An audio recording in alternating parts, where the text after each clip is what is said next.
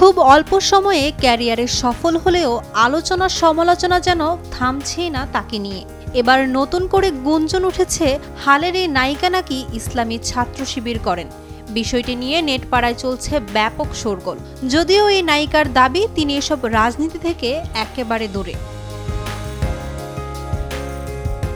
ঢাকায় চলচ্চিত্রের অন্যতম নায়িকা পূজা চেরি নিজের সৌন্দর্য এবং সাবলীল অভিনয়ে খুব অল্প সময়ে জায়গা করে নিয়েছেন দর্শক হৃদয়ে।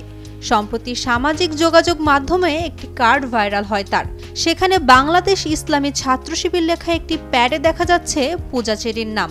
আইন ও মানবাধিকার বিষয়ক সম্পাদক অমুসলিম শাখায় লেখা রয়েছে পূজা চেরি। তালিকাটি বাংলাদেশ ইসলামী ছাত্র শিবিরের কেন্দ্রীয় কার্যনির্বাহী মহিলা সংসদ কমিটির, এমনটি বোঝানো হয়েছে। ভাইরাল ওই তালিকায় আইন ও মানবাধিকার বিষয়ক সম্পাদকের জায়গায় নিজের নাম দেখে ক্ষোভ প্রকাশ করেছেন পূজা। নিজের ভেরিফাইড ফেসবুক পেজে তিনি লিখেছেন, মানুষ এমন অবান্তর পোস্ট করে কেমন করে আমার বোধগম্য নয়। আমি সাধারণত কোনো রিউমার্স নিয়ে মাথা ঘামাই না। তারকাদের নিয়ে রিউমার্স ছড়াবে, এটাই স্বাভাবিক।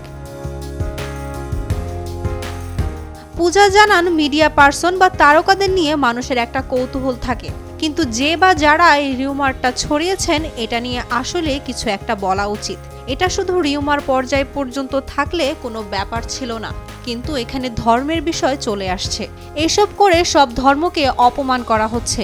এমন কোনো রিউমার্স করা আসলে উচিত না যে রিউমার্স জাতি, বর্ণ, ধর্ম সকল কিছুর উপর প্রভাব পড়ে। নিজের অবস্থান স্পষ্ট করে পূজা আরও জানান, একজন অভিনয় শিল্পী হিসেবে তিনি বাংলা চলচ্চিত্রকে ভালোবাসেন। এটাই তার প্রফেশনের জায়গা। সবসময় এই প্রফেশনকে রেসপেক্ট এবং উপভোগ করেন। এর বাইরে অন্য কোনো রাজনৈতিক প্রফেশনের সাথে যুক্ত নন বলেও জানান এই অভিনেত্রী। উর্মি আক্তার সোমা, কালের কণ্ঠ।